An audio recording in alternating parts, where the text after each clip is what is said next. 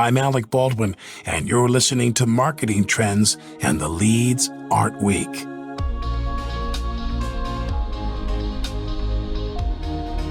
When your company is 113 years old, internationally known, and well-respected, you would think that by now, everything has been figured out. Turns out, though, that even the biggest legacy companies in the world have room to grow and lessons to learn. At UPS, we had tons of data. We were swimming in data. It's really traditionally it's been an industrial engineering and operating company. So data was everywhere, but synthesizing that data and distilling it and transferring that data into knowledge and information, into insights, we were lacking. That's the voice of Kevin Warren, the CMO of UPS. Kevin joined Marketing Trends for a deep dive on why it's important for even the most established companies to take an honest look at their marketing approach and not be afraid to make changes. Plus, he discusses why SMBs are becoming more of a focus and how to put your purpose and mission at the forefront of every campaign and business activity that you take part in. Enjoy this episode. Marketing Trends Podcast is brought to you by Salesforce. We bring marketing and engagement together. Learn more at salesforce.com/marketing.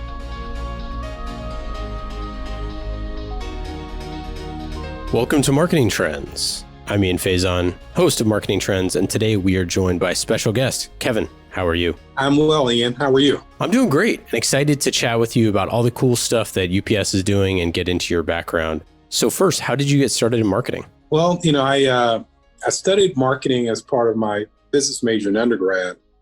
And then I started at Xerox as an intern and grew up in the sales and marketing function. And most recently, when I left Xerox, I was a chief commercial officer, in which marketing was part of the responsibility. So, markets, customers, revenue generation, that's really been in my blood since a young adult. What does marketing look like at UPS? Obviously, UPS, an amazing company and best-in-class company, best-in-class product. I know the scope of the company is enormous with how many drivers you have on the road and packages delivered. But what does your marketing function look like? How do you think about marketing? Yeah, it's a great question. I find that when I speak with colleagues, marketing does look different in different organizations. So I would say that the mandate of marketing inside of UPS is expansive.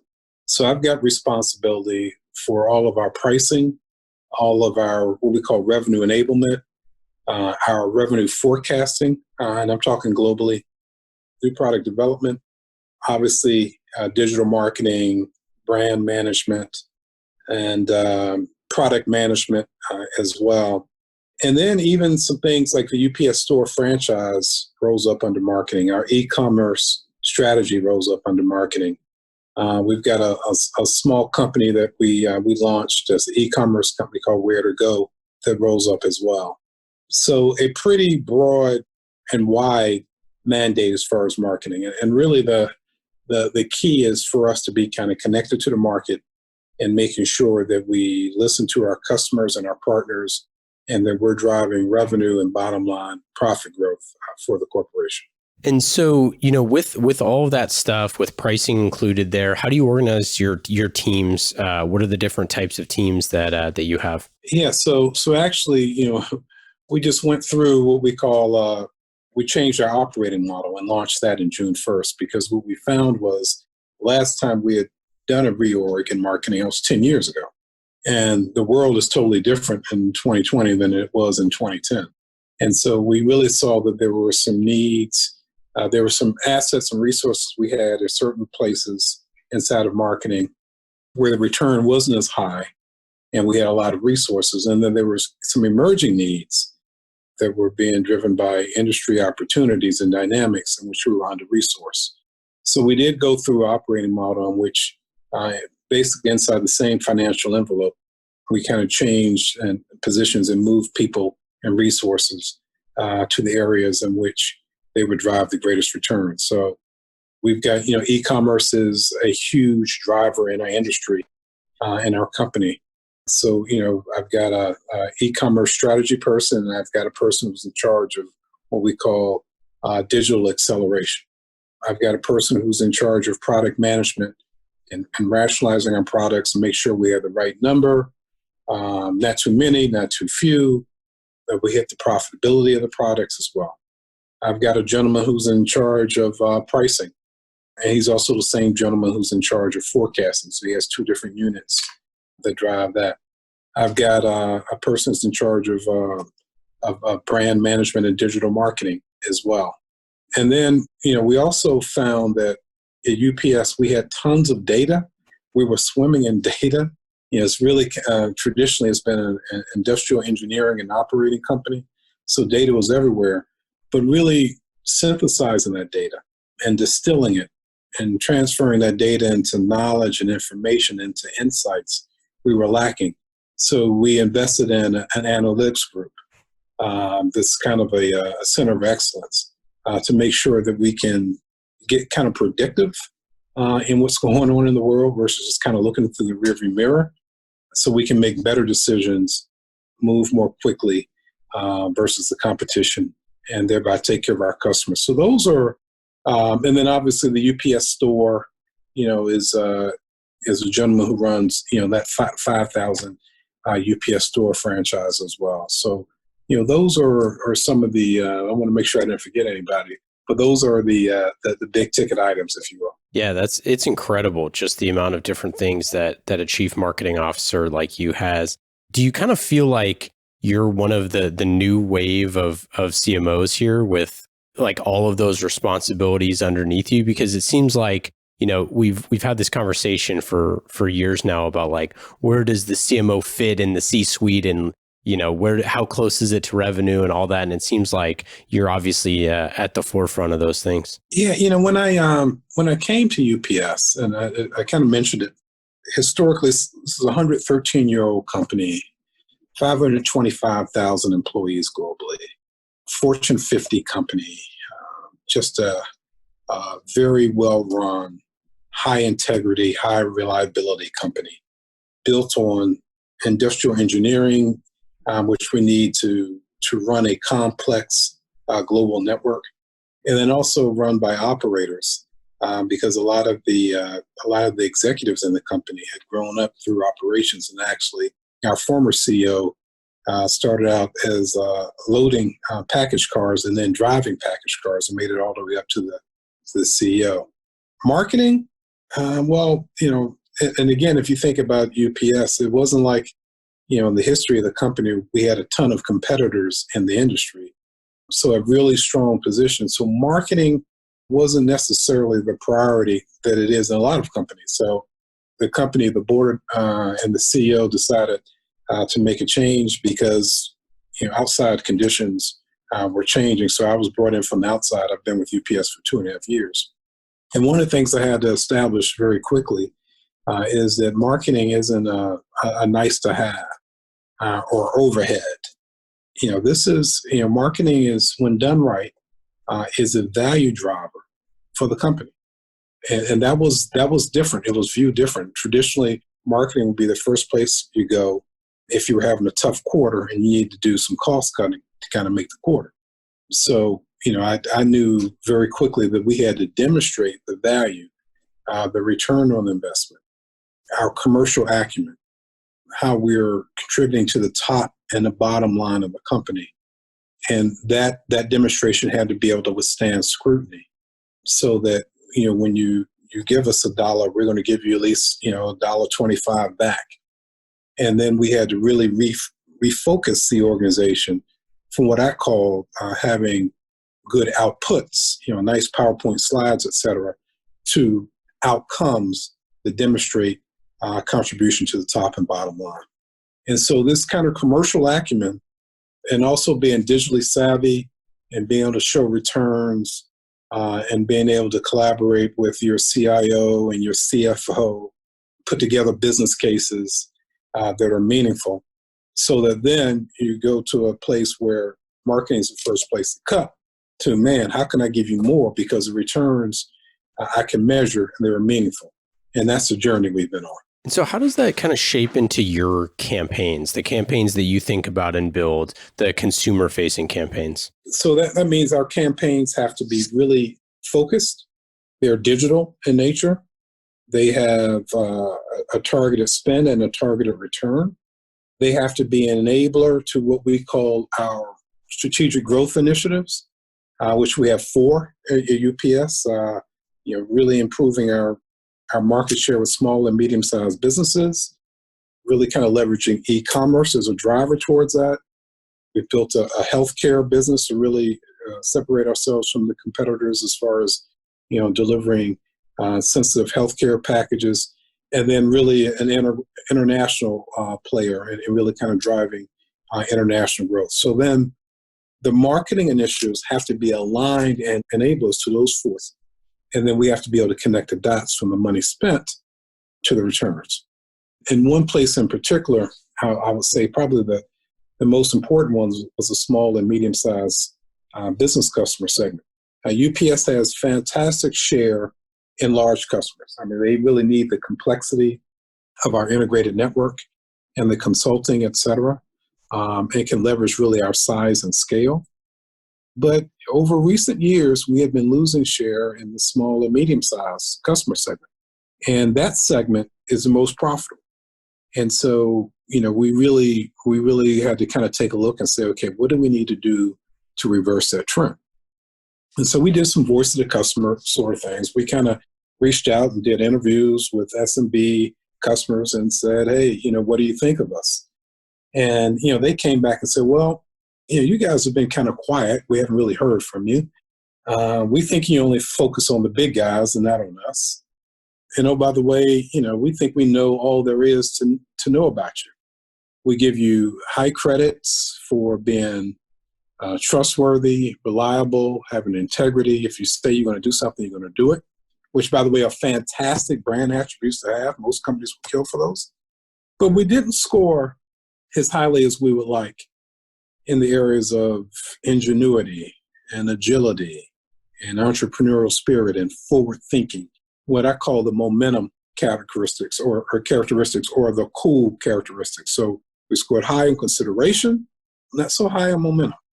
And so, we were viewed as kind of old and stodgy, quite frankly, from these small and medium-sized customers, just focused on their large competitors. So we had to then kind of put together, once we did that research, we put together a campaign called Be Unstoppable. And it wasn't about UPS being unstoppable. It's about how UPS could allow its small and medium-sized customers to punch above their weight against their large competitors and really kind of channel this entrepreneurial spirit of being unstoppable. And they're going to be unstoppable by leveraging the products and services that we offer them so that they can compete just based on the quality of their product versus scale. And in that campaign, it had a different look and feel. It was more like a performance brand campaign. There was high energy, very diverse from an age standpoint, from a gender standpoint, from an ethnicity standpoint, and just a look and feel that was more contemporary, or more cool, if you will. And it was directed directly at the small and medium-sized customers. And through digital marketing, we could track the take rate and the conversion for them shipping with us after we kind of contacted. So that's an example. And then once you kind of get the momentum going and you can see the results, then you go from how can we cut marketing to, man, okay, if you've delivered this sort of return, if I gave you more, could you scale it? And those are the conversations we're starting to have now. And oh, by the way, when you start doing that, you start driving momentum, you get the flywheel going, you have marketing talent that then wants to kind of come to UPS as a destination, you get marketing talent who's in the company, is proud, and is driving even more ingenuity. And that's really the journey we're on. Yeah, I love the idea of the Unstoppable campaign because I think, to your point about being, about being old and stodgy and what that feels like, it's just a natural progression of any brand that, as new generations come up, like they don't have a relationship with you potentially. I had a great UPS experience the other day where I needed to return something from a company. And I could either drop it off at a UPS store or it could be scheduled to pick up from my place. And I happened to be going by and I dropped off the box, took about, 25 seconds, good to go, super easy return. And because of that, I ordered something else from that same place because I knew that the return would be so easy for that particular package. And you think about like, what the younger generations require in terms of like that digital experience and that ease of use, whether it's picked up at your house or dropped off and things like that. And like that experience, like you don't know unless you're doing it, right? Like you have to market those experiences to new audiences. You can't just assume that they're going to find their way there. And you articulated a big part of our e-commerce strategy beautifully. I mean, we want to make that whole e-commerce experience what we call frictionless, easy, no hassle. So if you think about traditionally, you would go into a store, you go into a brick and mortar store and you pick something up, you may try it on, doesn't, or you may not try it on, you take it home and it doesn't fit, you bring it back to the store and give them the garment, they refund the money and off you go, or you would do an exchange.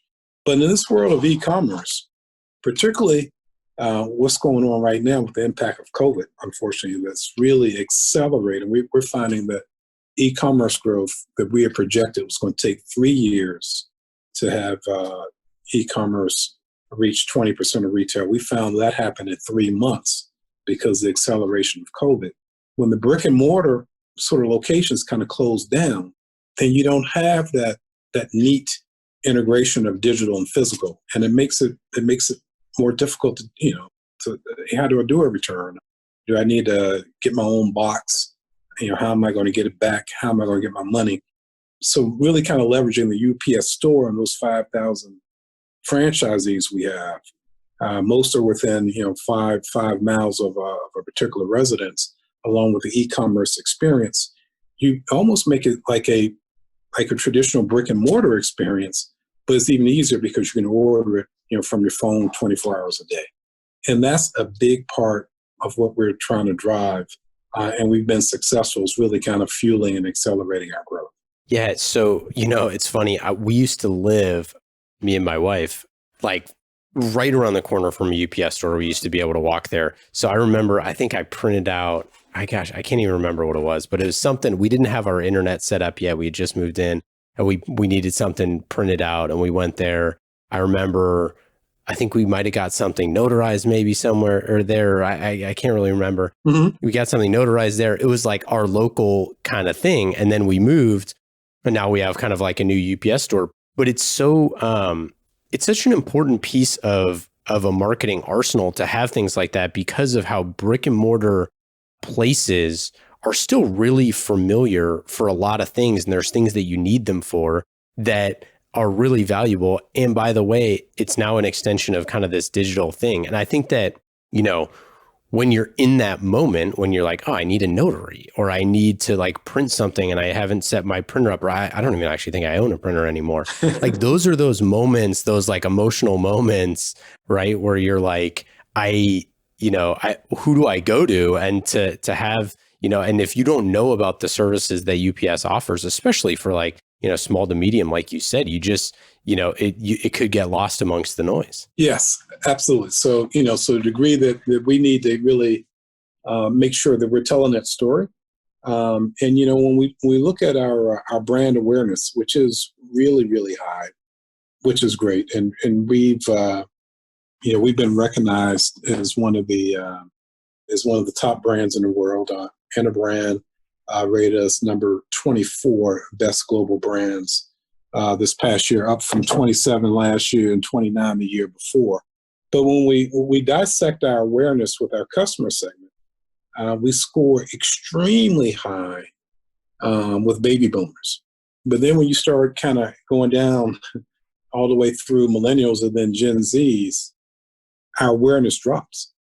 And so, a lot of our focus now, and you think about who the decision makers are going to be, and in some cases they are already, the adult, Gen Zs, but certainly, you plan on being around for the next 113 years. You have to really make sure you get that same awareness. So a lot of our marketing and communications is going to be targeted and is targeted to that demographic. And the UPS store in particular is a nice way to kind of complement their e-commerce experience, which they kind of use almost exclusively. So, very good point, and there'll be a continued area of focus for our brand communication and outreach. Another thing that I think is kind of a bit of a generational thing was kind of like this notion of tracking, right? It's like back in the day, like you just kind of trusted that it got there, right? And now you can track everything to the minute of those sort of things. But for a business, for those small businesses that rely on, that don't have that, that don't have the Amazon, Prime next day, that don't have some of those things, they need someone in their corner that can provide all of those same resources, that can provide that stuff. How do you look at like positioning as it relates to small businesses and offering those same kind of suite of services that can accelerate their business? So that was a big part of the Be Unstoppable campaign. So the Be Unstoppable creative is a nice dynamic creative to kind of get the attention of the SMBs, but the products and offerings that make them unstoppable versus their large competitors are transported inside the Be Unstoppable digital campaign. So for instance, what you just referenced is something we call My Choice for Business. Our large customers have direct sales people who can give them, big tools to kind of manage how many packages are going out, how many packages are going in, prioritizing them, real strong management tool, but it's a big, high touch model.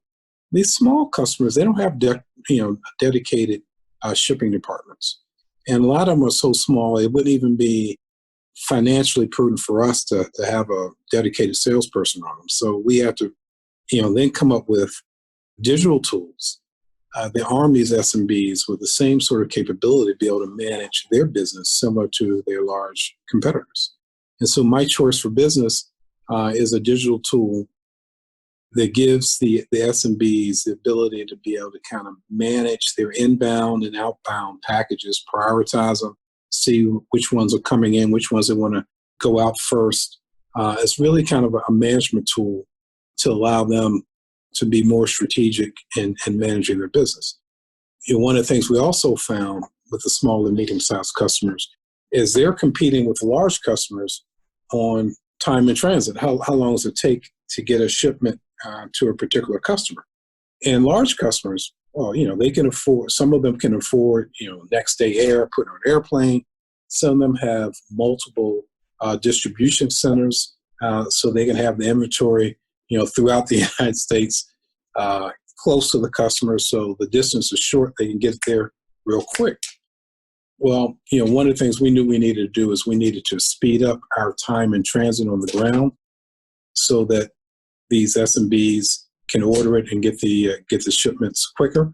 And then we also needed to come up with a model, and this is one of the units, the e-commerce units reports into marketing UPS, called Where to Go, which is almost like think of it as an Airbnb for shippers and warehouses. So you have, different warehouses that have some available space, to be able to accommodate packages.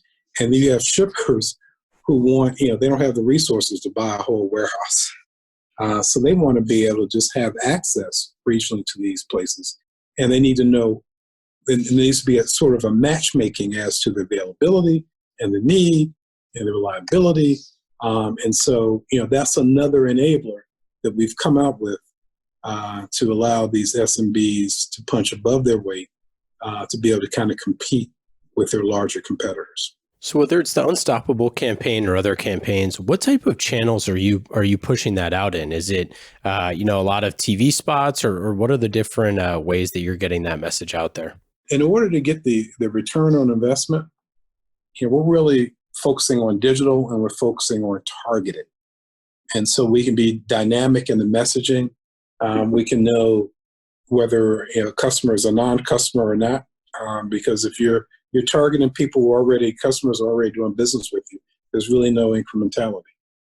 And oh, by the way, you can also nuance the message based on the targeting. So that's where the analytics I talked about really kind of comes in handy. So, it's digital, it's targeted. We're doing A/B testing to see, okay, if we make this sort of adjustment, do we get an uplift or not?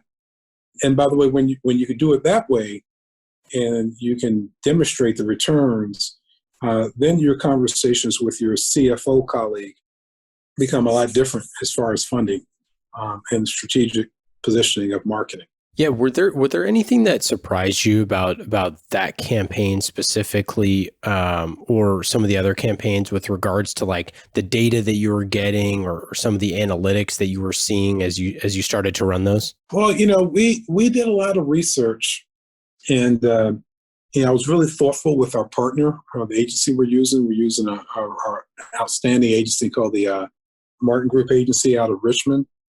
And so between the voice of the customer, and then we kind of tested the concepts, I was pretty confident that we would get a pretty good reaction externally. What surprised me, though, was the pride and the energy and the enthusiasm internally by our employees. Because who doesn't want to be cool? Even if you aren't cool, you want to be cool.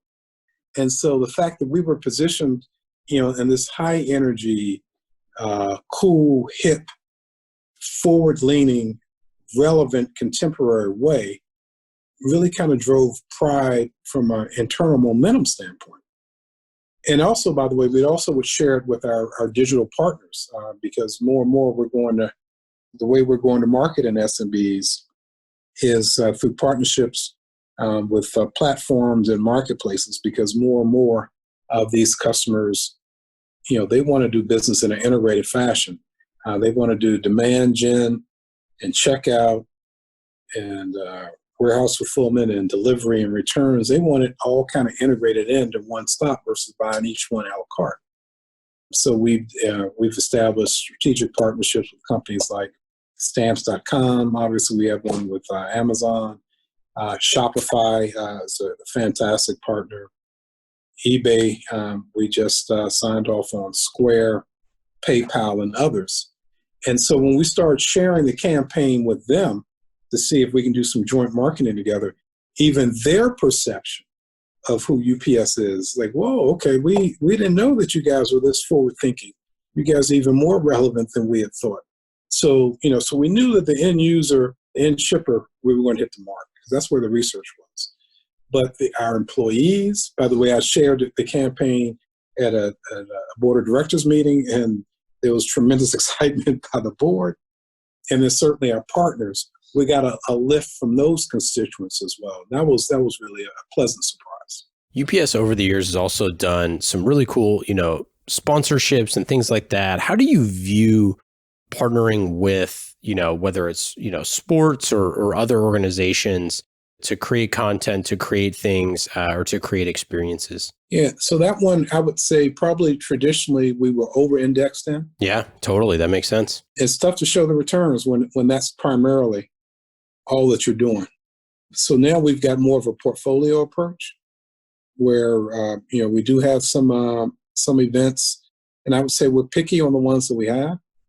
From my standpoint, they have to be special, highly experiential, bucket lists sort of things that customers will, even at the high levels, will adjust their calendar to participate in, which kind of gives us an audience to do business, and something they'll always remember. So, just a couple off the top would be, we have a fantastic arrangement with the Masters. And we'll bring our customers pre-COVID. We'll bring our customers down to Augusta, and we have a couple of large homes there in Augusta where customers can stay and have their own bathroom. And we've got a fantastic property on the site of the Masters where customers in between holes can come and hang out. And we'll bring in, different, Condoleezza Rice, who's a member of the Masters, and different golfers in to kind of speak with the customers. And a lot of these customers, they're taking, they're taking their son or their daughter or their wife, or go with a college buddy they might not have seen in 20 years, and UPS is hosting them, and we're getting access. We just kind of position them a different way versus, just a normal kind of event where we're just giving out tickets. We've got a relationship with the Dallas Cowboys where, Jerry Jones will come in and Emmitt Smith will come in and talk to him, and Jerry will talk about marketing, which, I mean, if you think about the most valuable, regardless of your football taste, put that aside, the most valuable sports franchise in the world. Absolutely. It's marketing genius. He can talk to that.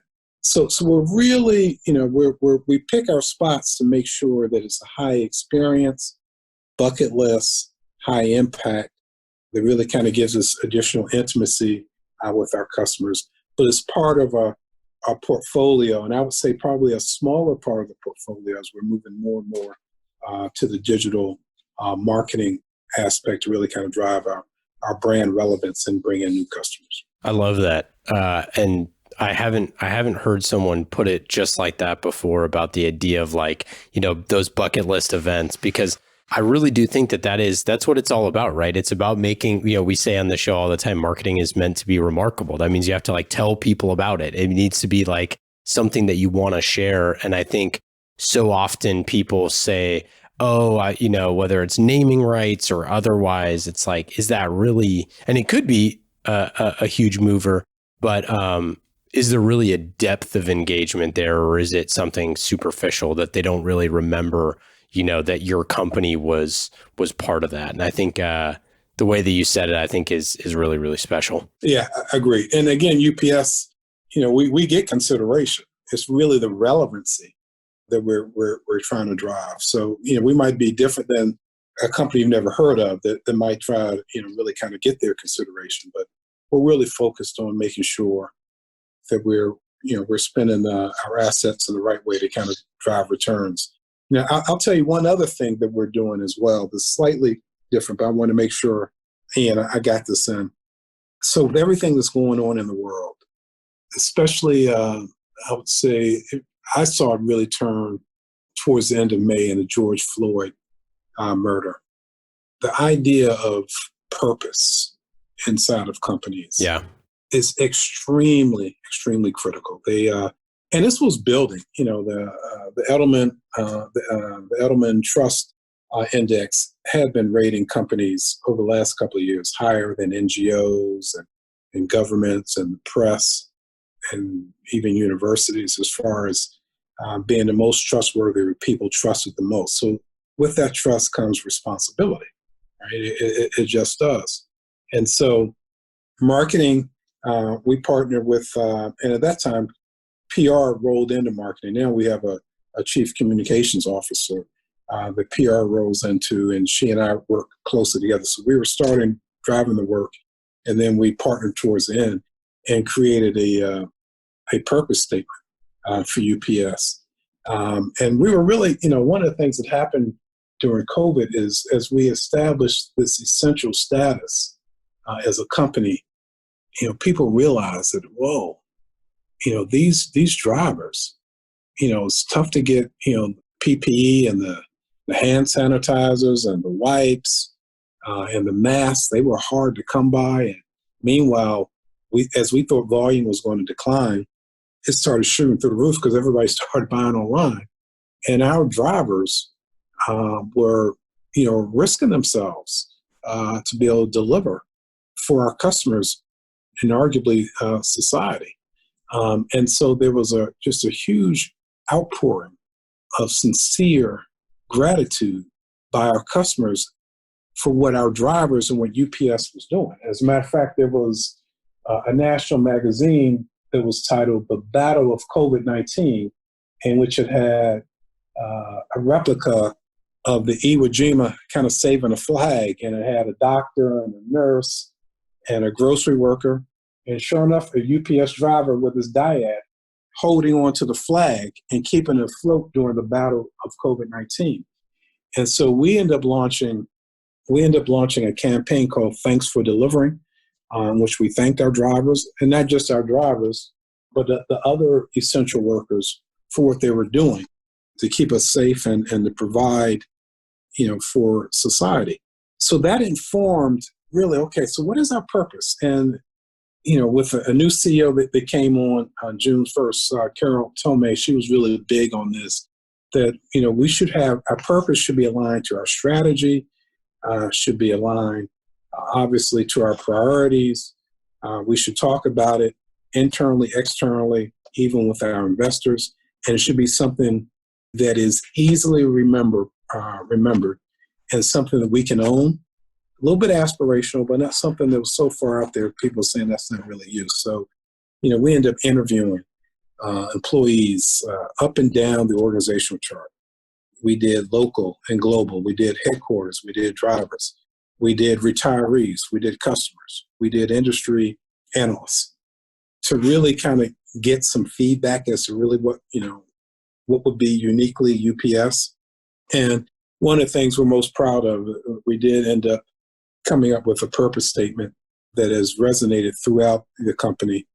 And it really kind of talks about, the things that are unique around us, delivering what matters and improving our world and moving, and really says moving our world forward by delivering what matters. So, moving our world, moving momentum forward, tied to the unstoppable. Delivering, obviously, is a word that we own. And then what matters, that could be, by the way, delivering packages, but also delivering good for the community.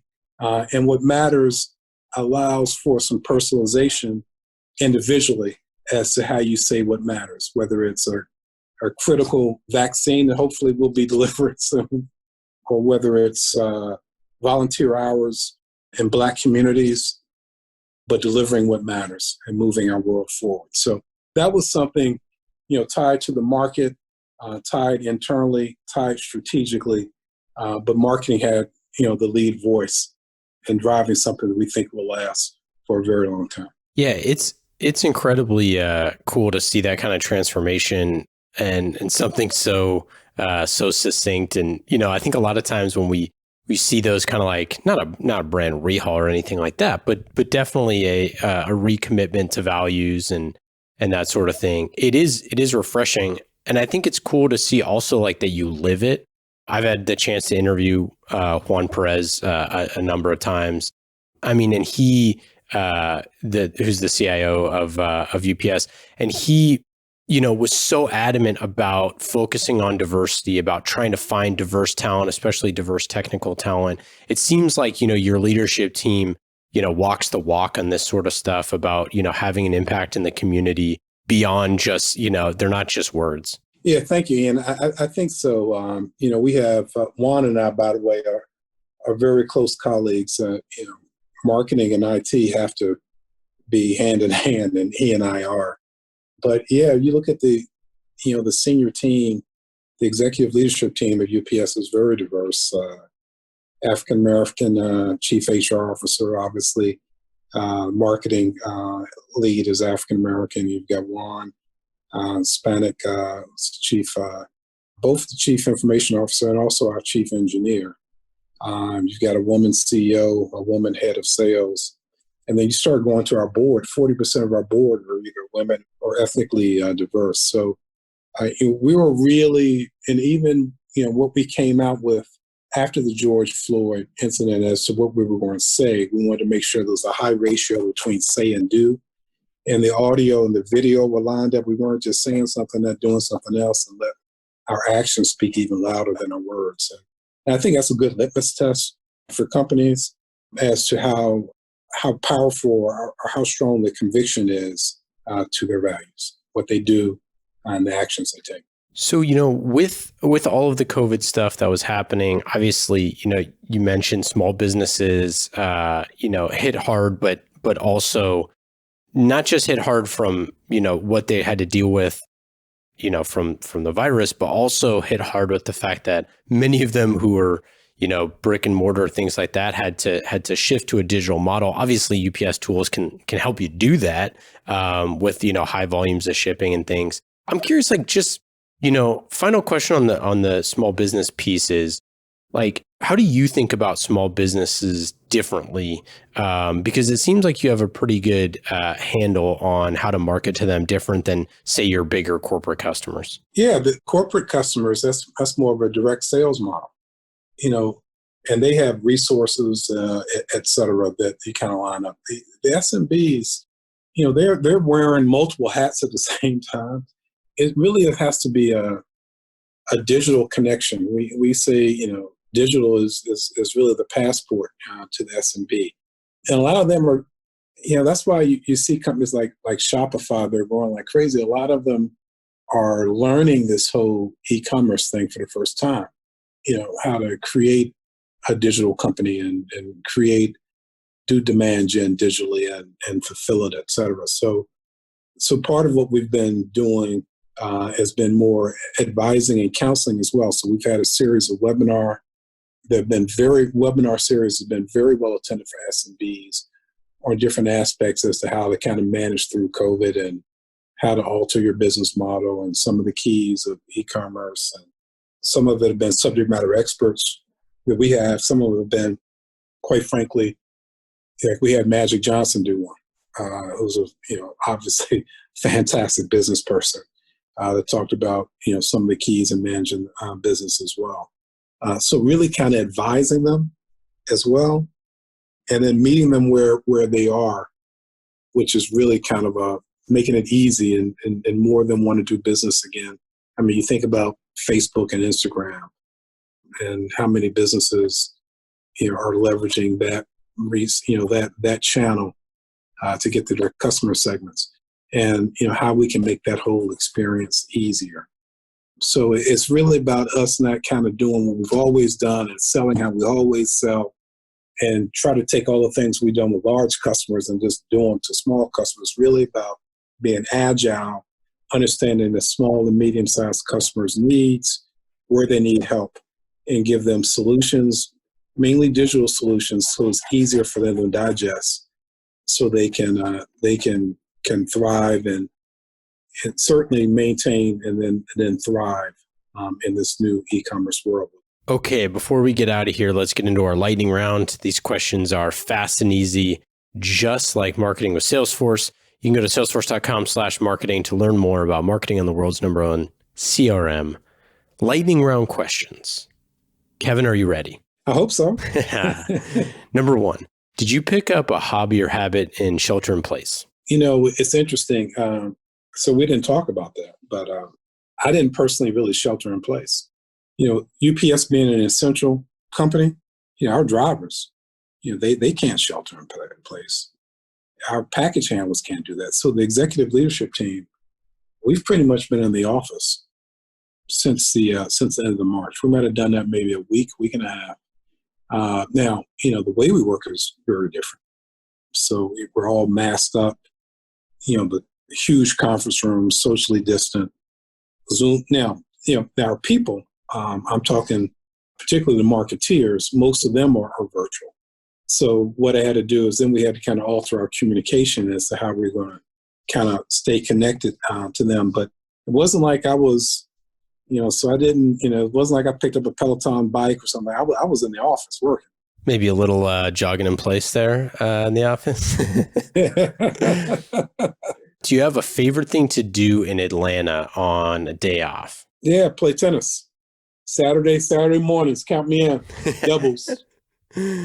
How about a book or a podcast that you've read or listened to recently? You know what? We started listening, my wife and I started listening to this podcast called Code Switch. I don't know if you're familiar with it. I think it's tied to NPR. It's pretty interesting. I'll have to check it out. I don't know about it. How about a best piece of advice for a first-time CMO? I think a lot of things we kind of talked about. First of all, collaborating with your C-suite members. So Juan and I, you referenced Juan, our CIO, the more digital things we do, we have to kind of do together. We're breaking down silos, we're working in agile teams, and he and I are aligned. The same with the CFO as well. So I would say, kind of establishing credibility and the return on investment and the strategic value of marketing is something to do right away. And that means you have to have analytics, but then you also have to have relationships with your colleagues. And I would absolutely lean in on both of those very early on. Last question. Is there one thing that you never get asked, that you wish you were asked more often? Oh, boy. What are your dreams and aspirations for marketing inside of UPS? Yeah, what are those? I'm glad you asked. It's, I talked earlier about UPS being known as a fantastic industrial engineering company and a fantastic operating company. Yeah, I want UPS to be known as a destination place for outstanding marketing talent, where the best and brightest want to come say, I want to go work for UPS in marketing, and I know that I'll be invested in. I know I'll be valued. I know we'll be doing innovative things, and it'll be fun. And so that is really a destination that we're shooting for. I think we're making some progress, but we still have hills to climb, and we'll climb them. That's awesome. Well, for any of our listeners, you can check out UPS careers and try to figure out a way to join Kevin's team, because it's definitely a go-to place. And Kevin, thanks so much for joining us today. This has been awesome. Any final thoughts? No, it's my pleasure. Thank you for the opportunity to talk about marketing and UPS, two of my favorite topics. And I just really enjoyed the platform to have the conversation. All the best. Awesome. Thanks. Take care. Take care. Marketing Trends Podcast is brought to you by Salesforce. Discover marketing built on the world's #1 CRM, Salesforce. Put your customer at the center of every interaction. Automate engagement with each customer and build your marketing strategy around the entire customer journey. Salesforce. We bring marketing and engagement together. Learn more at salesforce.com/marketing.